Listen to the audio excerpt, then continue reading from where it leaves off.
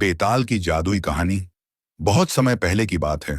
उज्जैनी के प्रतापी राजा विक्रमादित्य अपनी न्यायप्रियता और वीरता के लिए प्रसिद्ध थे। एक दिन एक तांत्रिक ने उनसे एक कठिन कार्य करने को कहा। उन्हें एक पीपल के पेड़ पर लटके हुए बेताल, एक रहस्यमय प्रेत को पकड़कर लाना था। राजा विक्रम ने अपनी तलवार संभाली और घने जंगल की ओर बढ़े। जब वे पेड़ के पास पहुंचे तो बेताल जोर जोर से हंसते हुए बोला, राजन, अगर तुम मुझे पकड़कर ले जाओगे तो मैं तुम्हें एक कहानी सुनाऊंगा। यदि तुमने कहानी सुनकर उत्तर दिया तो मैं उड़कर वापस चला जाऊंगा, और यदि तुम चुप रहे तो तुम्हारा सिर 100 टुकड़ों में फट जाएगा। राजा विक्रम निडर थे। उन्होंने बेताल को अपने कंधे पर लादा और वह कहानी सुनाने लगा। पहली जादुई कहानी। 3 ब्राह्मण और एक राजकुमारी। एक राज्य में 3 ब्राह्मण युवक एक सुंदर राजकुमारी से प्रेम करते थे। दुर्भाग्य से एक दिन राजकुमारी की मृत्यु हो गई। पहला ब्राह्मण उसके शव को श्मशान में रखकर वहीं बैठा रहा। दूसरा सन्यासी बन गया और जंगलों में भटकने लगा।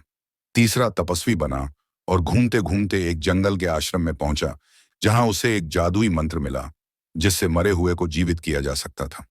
वह मंत्र लेकर वह राजकुमारी के शव के पास पहुंचा, और जैसे ही उसने मंत्र पढ़ा, राजकुमारी जीवित हो गई। अब सवाल यह था, राजकुमारी किसकी पत्नी बननी चाहिए?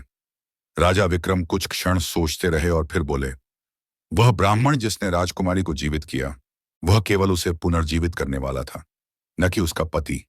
दूसरा ब्राह्मण जिसने संन्यास लिया, वह अब सांसारिक सुखों से दूर हो चुका था।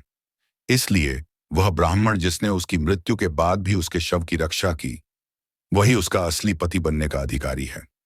जैसे ही राजा विक्रम ने उत्तर दिया, बेताल जोर से हंसते हुए बोला, तुमने उत्तर दे दिया राजन, अब मैं फिर से उड़कर पीपल के पेड़ पर चला जाऊंगा।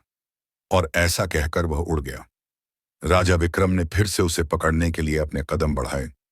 क्या विक्रम कभी बेताल को पकड़ पाएंगे? क्या होगा आगे, जानने के लिए अगली कहानी में बने रहिए।